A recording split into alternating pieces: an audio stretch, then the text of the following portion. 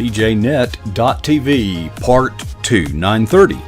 On the eastern coast of the United States, it is Tuesday night, and that is when Dell Didway comes our way.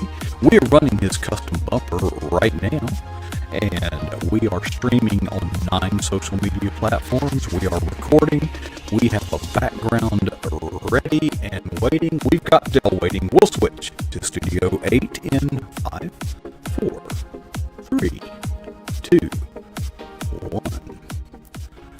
Well, welcome back. I told you we'd be back, and I am not alone anymore. Thank you for enduring that 20-minute monologue, but I hope it was informative and it gave me a chance to kind of catch up and not intrude on our visitors' time, such as Dell Didway, who's standing by right now. We all know that Dell Didway blogs at delldidway.com, and I am in the precarious position of having not read his blog, so he has briefed me on his blog. Dell, getting behind on things like that is just an example of poor leadership.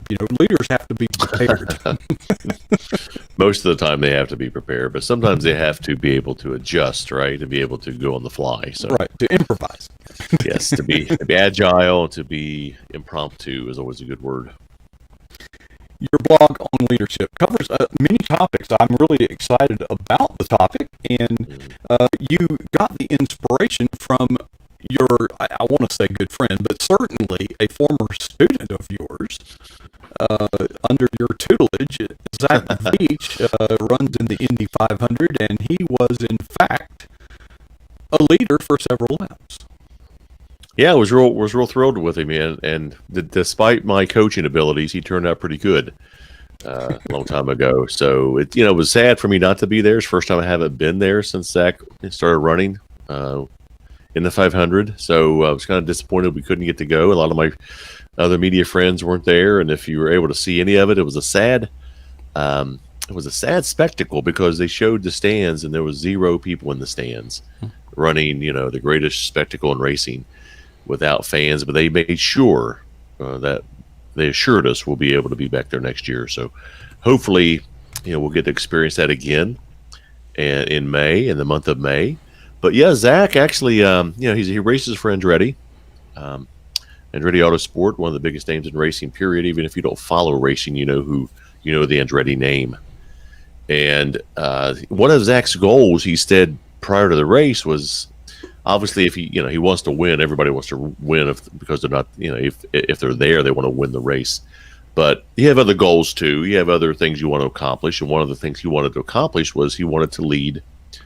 He wanted to lead some laps, because obviously that helps credibility, that helps your standing, you get points from it. And he actually led 14 laps, which was pretty phenomenal. It's pretty exciting to look up on the leaderboard with 20 laps to go in the race, and there's Zach Veach leading the pack. So very exciting for him, and I know he was very happy about that. He wanted to win, but at least he actually led some laps. So it has to give him some confidence, has to make him obviously feel like, hey, I belong here because I can do this. And not everybody leads that race, but there's 33 racers in that contest. So to be one first to qualify is a major accomplishment, and then to lead laps and lead 14 laps, and when it mattered. I mean, you're not talking right at the start of the race; you're talking towards the end.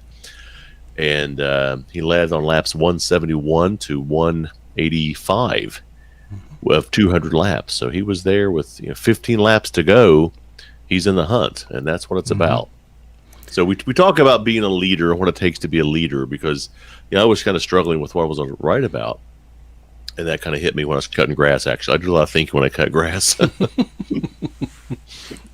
Dell, I think the topic of leadership is a fascinating one, because I think most people want to be a leader. I think they look at other leaders and say, "I'd like to be in that position. I'd like to be a leader."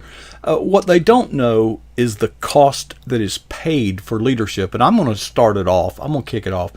And you are the prime example. A good leader first has to be a good follower. When you entered this business, you didn't know, I won't complete the sentence, but you followed the leadership that you were given. You were coachable. Yeah, I think you have to be. I was told not told what to do. I was advised what to do, and I did it. And I admitted, hey, I don't know anything about this, so I want to learn. And so I learned from the experts. I sought out the experts and said, what do I need to do? And I did it. And I didn't make excuses. I just did what I was advised to do, and tried my best. And I'm still learning. I'm still doing that. I'm still seeking advice and input, because I don't know a lot, but I'm trying to get there, and it's exciting what's happening. We had a good day today. So yeah, being a leader, exactly. You have to be exactly what you just said. You have to put your ego aside, and you have to learn, and you have to take advice from other people at first when you're starting out. Another step that may not be in your blog, I see people who want to be in management, in a retail trade. And these people are consistently barely on time or even late clocking in. And I always tell them, if you want to be in management, the first person you have to be able to manage is yourself. Oh yeah, that's definitely right. You have to lead by example. I think if you want to be a manager in a retail store, I think you have to be able to do everything at some point, or you've done everything. If you assign somebody to clean the bathrooms, you better know how to do it too, and you better be able to be willing to go in there and clean out the toilet if you're going to ask somebody else to do it. So I think it's knowing what to do and knowing playing that role too. I think it's a big part of it, and the people will look up to people like that, to leaders like that. Not everybody can lead. I think everybody wants to lead, but there's got to be some followers, and that's okay. You can be a good follower. I'm trying my best to be a good follower. When I first got into this, I actually, like I said, I followed some people, and I followed their advice. And not everybody's, you learn. So you learn quickly, not quickly, but you have some life lessons that you think, maybe I shouldn't follow this person. Maybe I shouldn't do what they say, because not everybody's the leader. A leader doesn't dictate. They don't demand, they don't order, but they make good suggestions, and they give a good reason to follow, and they give a good reason for somebody to do something. So I think not being a yeller and a screamer, there's times for that, I think, but if you just get up there and scream, nobody's going to listen to you. But you have to be able to be willing to learn and be patient. That's a big part of it too, and that's part of Zach's journey. Was being patient. He that race is 200 laps, and he stayed to where he was, put himself in position, and then when the time came, he assumed that leadership role for 14 laps. So it's a lot of us timing, a lot of us putting yourself in position, a lot of us maneuvering in and out, the good with the bad, knowing when to pit stop. Knowing when to make the pass, knowing when to back off. There's times you have to back off. In fact, there was a crash and in Sunday's race that the TV, all these cars have cameras in them now, so you can watch.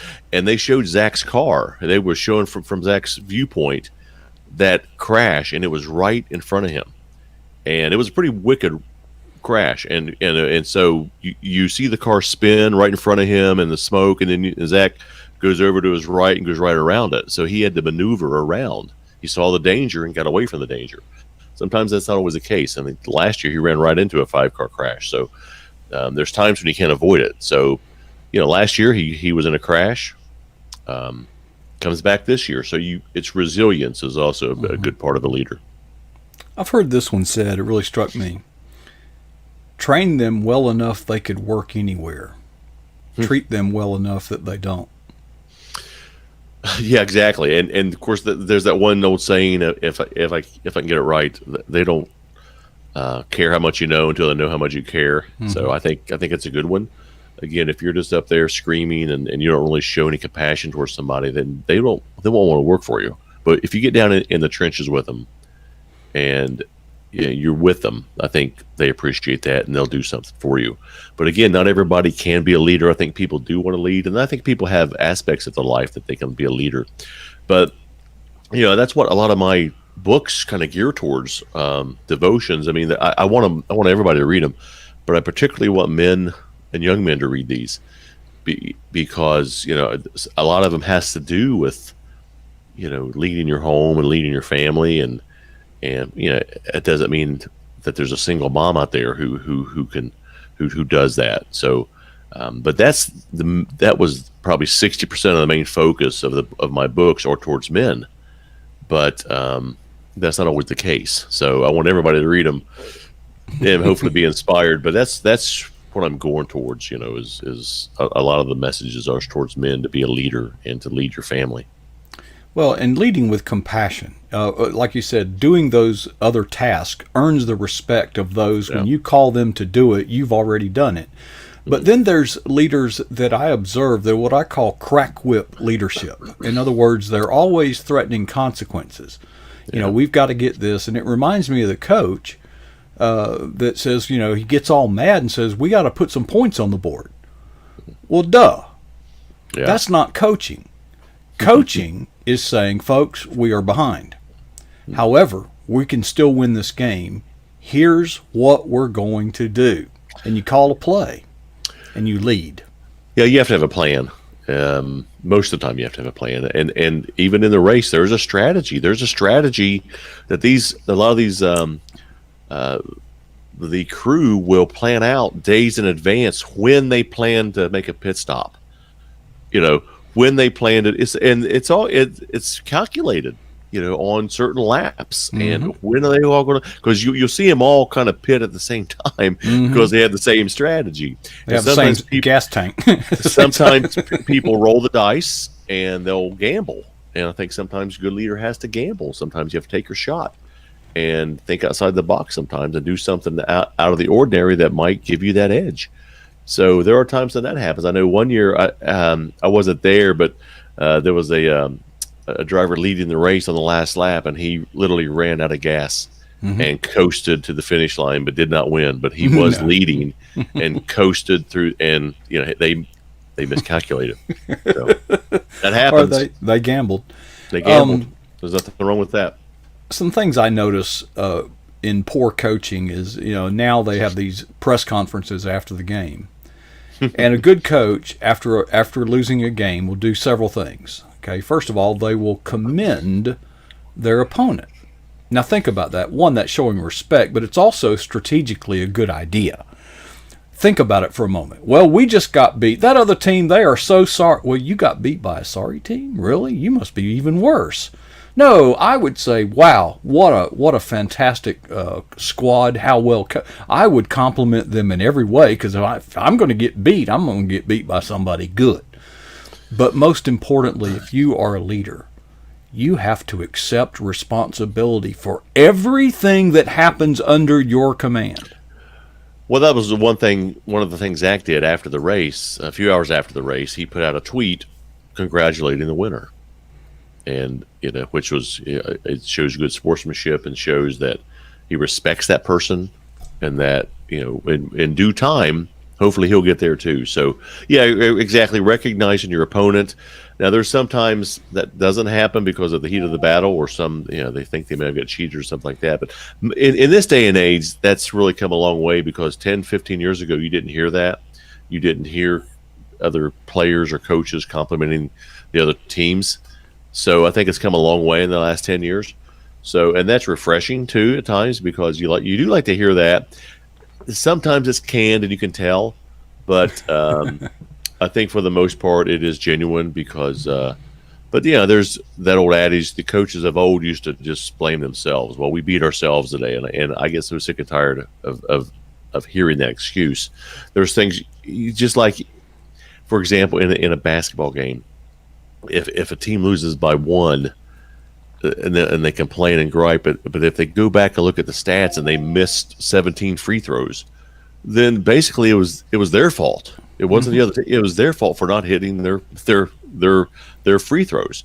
So you have to spot your areas of weakness and know your weakness. And I think that's a good sign of being a leader, is know what gets to you and try to avoid that. Whether it could be anything, it could be a quick temper, it could be a foul mouth. It can be that was one thing that Tubby Smith told me. Tubby Smith coached Kentucky for a long time, Kentucky basketball.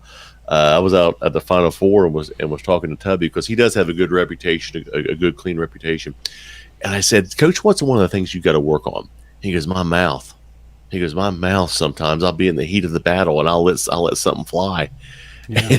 Damn right. And he says, and I shouldn't, and I catch it, but I thought, So he says, and this man's, an accomplished, professional, very successful, well-respected coach. And he says, I got to work on that. So again, know your weakness, know what you have to work on, have a plan to attack it. You may not always succeed, but have a plan and try to execute it. And I think a good leader will do that. Dale, something you said earlier reminded me of a lot that my coach taught me. It's very easy on a close game to go back and say, we lost the game at that, last minute, blah, blah, blah. Our coach said it shouldn't get down to one play. It shouldn't get down to one bad call. You should dominate that game and have enough cushion that those things can happen because there are bad calls. There should not be, but there are bad calls. There are fumbles, there are mistakes, but you have to excel and get on top of the game to the point that it doesn't get down to just one play. Well, that one play makes the game exciting for the spectators, so we'll have to see that. But I try to point out, to be a good leader and to be a good Christian leader, some things to do, and one of them is to take care of the people around you, and we touched on that earlier.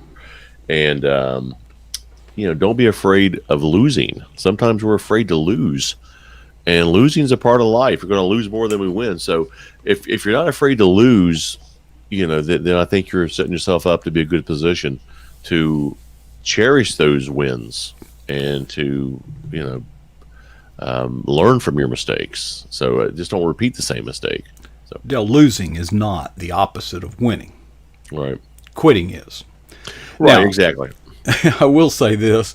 It was after a game we had lost, and I was, after the game, picking up the equipment, and some well-intended mom, I don't even remember who it was, could tell by my countenance that maybe I needed a little cheering up. And she walked up and said, Mark said, in a way, it's good that they lose now and then, because in real life there's going to be wins and there's going to be losses, and they need to learn how to lose. And I looked up at her and I dropped all those footballs. They went back to the field with a thud. And I said, Angie, you're right. I said, we've got 14 players on our squad. The other team had 33. I think my ministry would be much more effective if I taught them how to lose and let them learn to deal with it. I said, number 2, yes, you're right, Angie. There will be times in life that these young men are going to lose. I just want to be sure that none of them ever utter the words, oh, that's okay. I learned how to lose from Coach Prasick. Right. Well, there's times, you don't want to lose when you're competing, but I think there's you have to learn how to lose. You never accept it, but there's ways to learn how to cope with it. And one is obviously not accepting it, but and I don't agree with what she said, but I understand it. There's been times when your team that you're cheering for has been winning, but they haven't been playing well going into tournament, and sometimes a loss can wake them up and say, hey, we need to play better. So, but it's all in timing. If you lose the first round of the playoffs, that's bad. But if you lose right before it, sometimes it can give them a wake up call. Mm-hmm. And it's never a good time to lose, but I think you can find the positive in it and use it to motivate you. I think the proof of that is when you are playing a team that just got their tail kicked last week. They're going to be on the hunt to avenge that loss. Dell, I'll tell you this. I've seen teams, championship teams, winning teams, that lost it lost their composure when they fell behind in the game. Yeah. You see, it's easy to act like a champion when you're winning. But Zig Ziglar said something once. A man, like a tree, is easier to measure when it's down. Mm-hmm. And I have seen, when loss reveals character, you find out what a man or woman, a person, is really made of, not when everything's going great, but when things start going all wrong. You find out who they really are. Yeah, and there's times when you see people handle it wrong. I remember the one time when the Broncos won the Super Bowl over Carolina, and Cam Newton, who was a really good quarterback, didn't handle it well. He sat there in the press conference with his towel over his head and didn't answer a question and got up and moped and walked away. Didn't know how to congratulate the winner, and more or less showed himself as a poor loser. You don't like to lose, but you can handle it like a man or woman and accept it at that moment and make a determination. I'm going to do better next time. But in the meantime, you have to behave in a professional manner and in a Christian manner and in a godly manner and accept it at that time and then move on to make it better, make sure it doesn't happen again. And that's not a slam on Cam. That was just that one example that I thought was really profound. Yeah, it was terrible for a person to make that much money to be such a horrible example of no sportsmanship. And that sports teaches that. It teaches you how to act in life and how to accept those times and behave better. So he didn't learn that lesson at that time. A single event, a defeat, doesn't define you. Neither does a single victory. No, it doesn't. It just adds to the resume, or else it makes people wonder. Just like I have that opinion of Mr. Newton until I see otherwise. And my opinion is like, he's a sore loser. He's probably not, but that's what I remember and how you handle those losses. And I faced a lot of losses. I mean, we had 1 year in football where I think we won the last. Oh, it's bad. We had one really bad year. So you just. I had that bad year too, Dale. Every time we went on the road to play, it was homecoming where we were going. We were the team that everybody hated. Yeah, everybody wanted to play on homecoming, right? So and as a person of faith, you're going to face a lot of defeats. But you may lose your job. You may pray for something that doesn't happen. And again, God is not this genie in a bottle where you just make a wish. He may say no, and you have to learn to accept that. There's things I've wanted that I thought I deserved, I didn't get. And sometimes in the quietness of my own home, I may not behave like I should, or may or may not. But there's times when you have a breaking point, and I get that.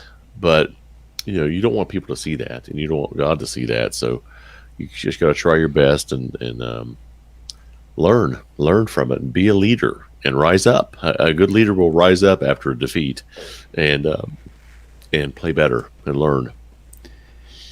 Dale, I've always enjoyed our conversations, but I particularly enjoyed this one tonight. And perhaps someone out there is watching or listening to this either now or maybe well into the future. You stumbled across this on YouTube or Facebook, Twitter, wherever, and they say, "Well, that's not for me. I'm not really the leadership type." And let me challenge that notion.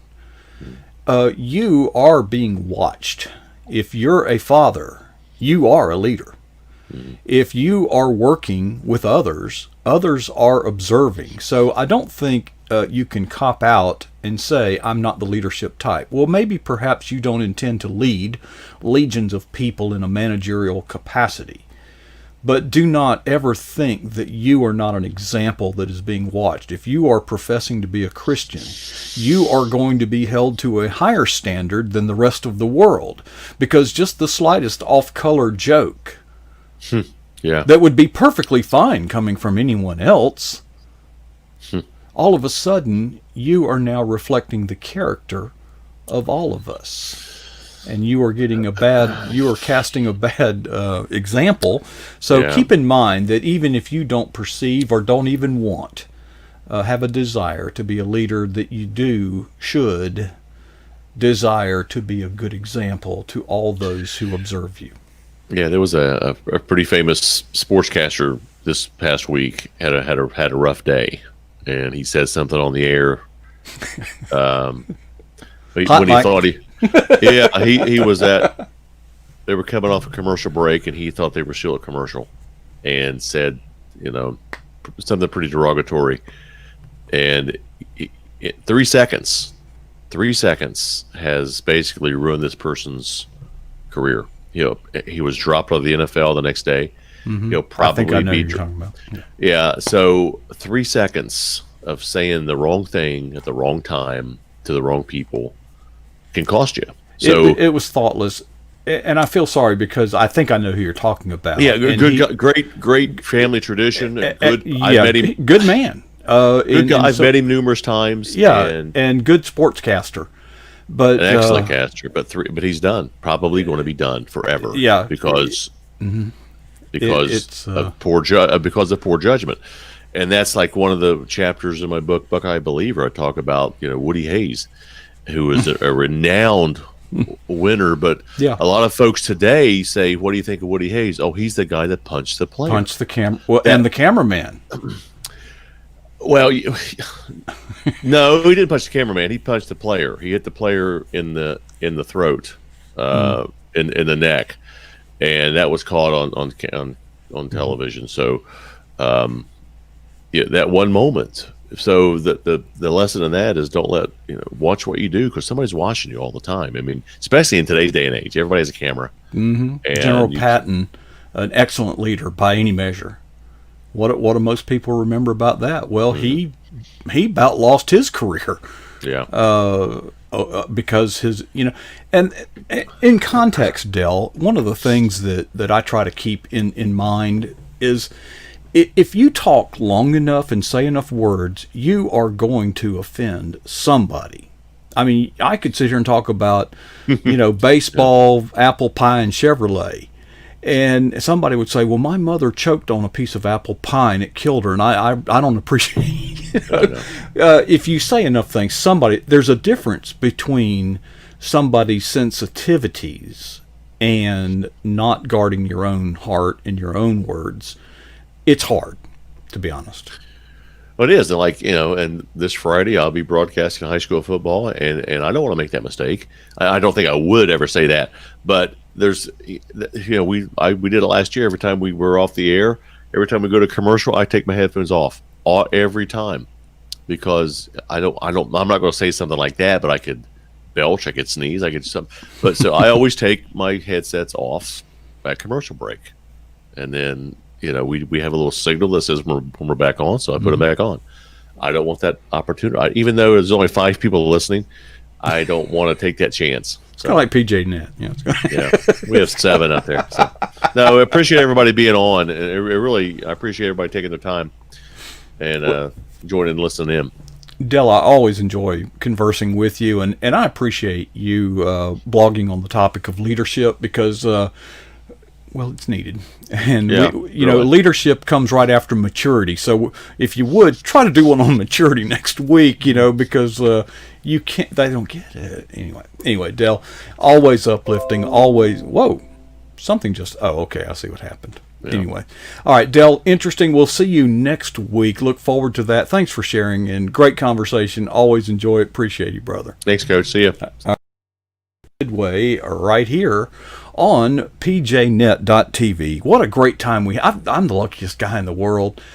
Sometimes I get overwhelmed with the demands of work, and I just forget just how much gratitude that comes my way, and I appreciate each and every one of you. I've had a rough weekend and got a rough week ahead, but folks, your prayers and your words of encouragement sustain me and energize me continuously, and it's just great to see the chat room. The thing I look forward to when we get off the air is I just go read the chat just to check on things to make sure.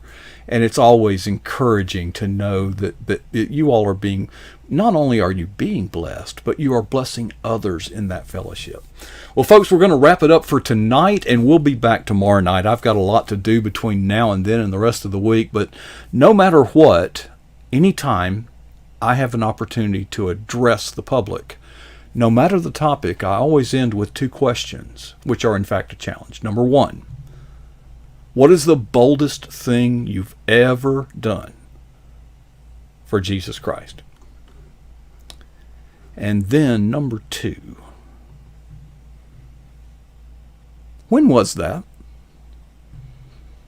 Folks, we have talked about leadership. And if you're going to talk the talk, you got to walk the walk. It's my prayer that we will never be satisfied with either answer.